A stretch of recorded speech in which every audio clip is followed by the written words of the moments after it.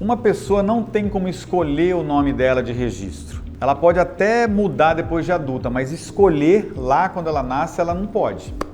Por isso que tem muito nome duvidoso, muito nome complicado, diferentão por aí e nem sempre dá para resolver. No caso de uma empresa, ela não precisa ter esse problema. É possível planejar, pensar com calma para você criar um nome, para ter um nome que agregue valor ao seu produto, que tenha a ver com o seu segmento, enfim, que seja positivo em todos os sentidos para a empresa.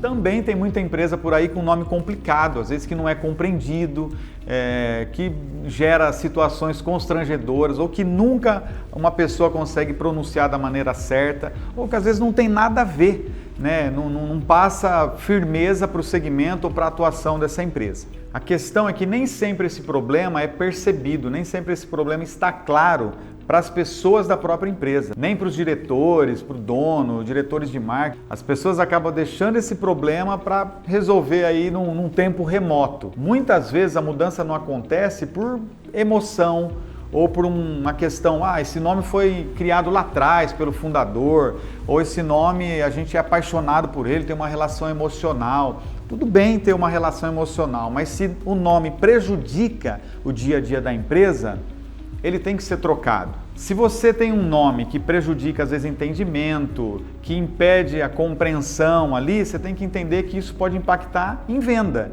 E se o nome está constantemente prejudicando venda, isso pode sim, não é um exagero falar que essa empresa pode falir por causa do nome, porque ela vende menos por causa do nome. Então, pode sim prejudicar o caixa, fluxo de caixa, margem e tudo mais e levar essa empresa a ter um problema grande aí no futuro. Então eu vou deixar algumas dicas bem fáceis de serem seguidas para você não pecar na hora de escolher o nome, na hora de definir ou até mudar o nome da sua marca, da sua empresa.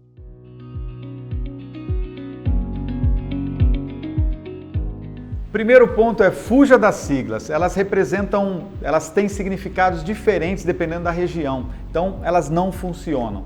Depois elas são difíceis de serem gravadas. Então assim, um nome mesmo que diferente ou até um pouco ruim, é mais fácil você gravar do que uma sigla boa. Então fuja da sigla. O segundo ponto é busque um nome sim diferente dentro do seu segmento, diferente comparado com seus concorrentes. Isso é legal, mas procura-se não exagerar na diferença, senão a palavra que você vai colocar ali para o nome pode lembrar outro segmento, outro produto, outro serviço. Então, você pode se diferenciar, mas não exagere na diferenciação. O outro ponto é teste a pronúncia. Então, assim, verifique bem como que uma pessoa que não sabe exatamente como é a pronúncia falaria o nome. Se é um nome em inglês e outro idioma, qual é o risco que você corre de uma pessoa no Brasil ler esse nome aportuguesando ele? Então você vai ter que fazer esse teste para ver se não vai ser uma palavra ruim. A outra questão importante é preveja trocadilhos ou piadas prontas que podem aparecer em cima do seu nome.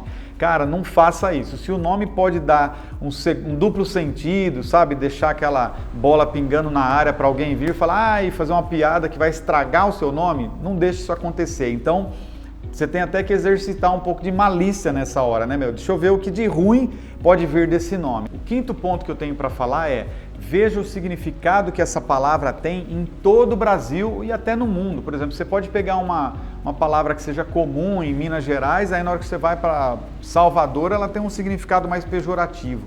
Tome cuidado com isso. Então você tem que esgotar o significado das palavras em todas as regiões que você vai atuar. E lembre-se de uma coisa, às vezes você está atuando numa região hoje e daqui a pouco você está atuando no Brasil inteiro. Então você tem que imaginar a solução do name não só para hoje, mas para daqui 1, 2 ou 5 anos de atuação da tua empresa.